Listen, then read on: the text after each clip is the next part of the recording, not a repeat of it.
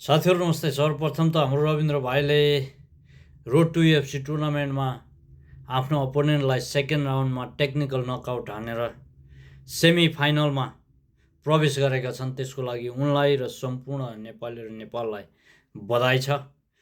अब उसको दुईवटा फाइट बाँकी छ। यहाँ चाहिँ म के भन्न गइरहेको छु भने नेपालीहरूको उसको सपोर्टरहरूको के भूमिका हुन्छ त रविन्द्रलाई अगाडि बढाउनको लागि र ऊ युएफसीमा पुगिसकेपछि पनि उसलाई युएफसीमा सक्सेसफुल गराउनको लागि अनि रविन्द्र जस्तै ऊभन्दा पछाडि आउने अरू नेपाली फाइटरहरूलाई पनि युएफसीसम्म पुर्याउनको लागि हामी दर्शकहरू सपोर्टरहरूको धेरै ठुलो भूमिका हुन्छ है। मैले जानेको कुराहरू मैले यहाँ भन्दैछु। म अस्ट्रेलिया आएर यहाँ मार्सल आर्ट सुरु गर्दाखेरि मेरो फर्स्ट ट्रेनरहरू भनेको अस्ट्रेलियाको पहिलो युएफसी फाइटरहरू दुईजना एन्थोनी पेरोस र एल्भिस सिनोसिक।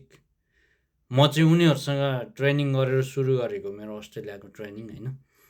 अनि मैले तपाईँको 5-7 वर्ष जस्तो म यो मार्सल आर्ट यो फाइट क्षेत्रकै वरिपरि रहेँ भेरी क्लोजली होइन।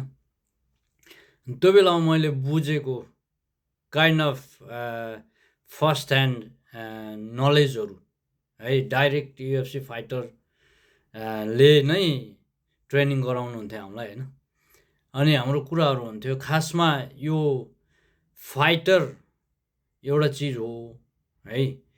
अनि युएफसी भनेको चाहिँ अर्को चिज हो। युएफसी भनेको एउटा बिजनेस हो है। मैले यहाँ जोड्न के खोजिरहेको छु भने युएफसीमा अब रविन्द्र धाँतलाई युएफसीसम्म त यो कम्पिटिसन उसले बाँकी दुईवटा गेम छ त्यो जितेपछि ऊ पुग्छ। त्यहाँ पुगेर पनि उसलाई सक्सेसफुल गराउनको लागि चाहिँ युएफसीले के हेर्छ भने बिजनेस हेर्छ।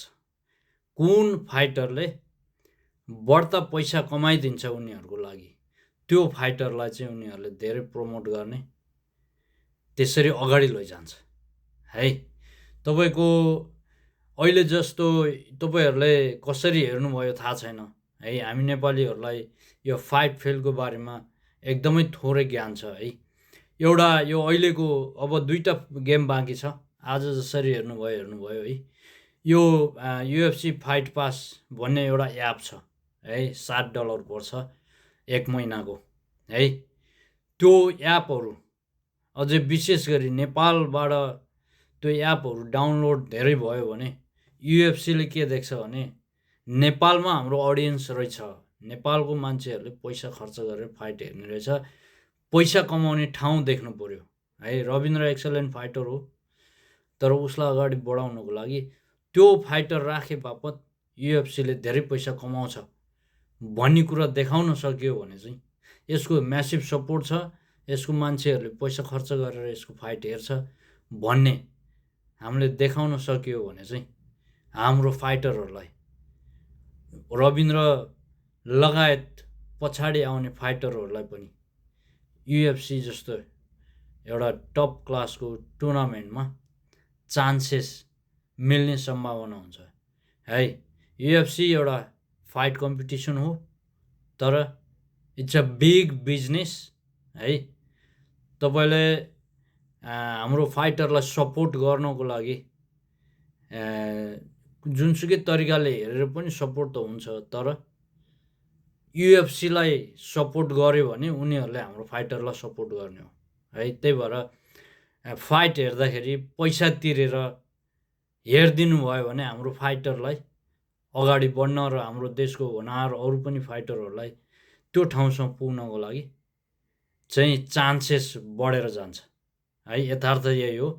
UFC is a business, it's a फाइटरको बिजनेस हो। उसले फाइटरलाई काम लगाएर पैसा कमाउने हो त्यसरी लिउँ है।